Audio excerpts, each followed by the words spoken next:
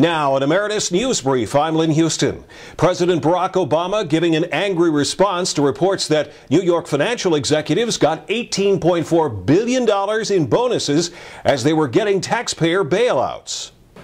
At a time when most of these institutions were teetering on collapse and they are asking for taxpayers to help sustain them, and when taxpayers find themselves in the difficult position that if they don't provide help, that the entire system could come down on top of our heads, that is the height of irresponsibility.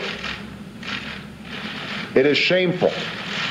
And part of what we're going to need is for the folks on Wall Street who are asking for help to show some restraint and show some discipline and show some sense of responsibility.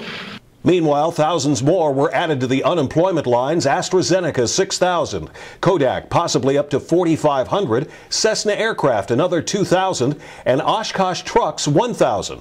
And the Department of Labor says that the number of Americans on unemployment compensation reached 4.8 million for the week ending January 17th. That's the highest level since record-keeping began in 1967. The figure does not count the 1.7 million people who are on extended benefits.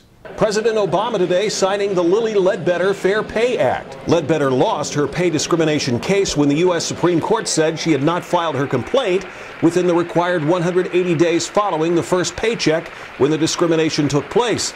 The new law, 180 days for each paycheck where pay discrimination was involved. Now, former Illinois Governor Rod Blagojevich removed from office and banned from ever holding another state public office.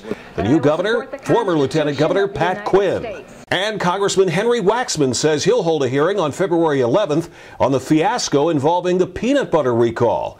It's been almost a daily addition of products due to poor and disconnected record keeping on firms who bought tainted product from the Georgia processor.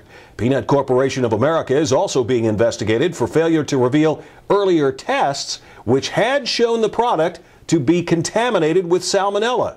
8 people have died, more than 500 illnesses reported. The Government Accountability Office has suggested Congress give the Postal Service a $4.3 billion bailout over the next 2 years to keep the postal pensions from sinking, then reevaluating. The Postal Service had suggested a $25 billion bailout over 8 years. The latest on the biggest issues and public policy at emeritusnews.com. That's an Emeritus News Brief. I'm Lynn Huston.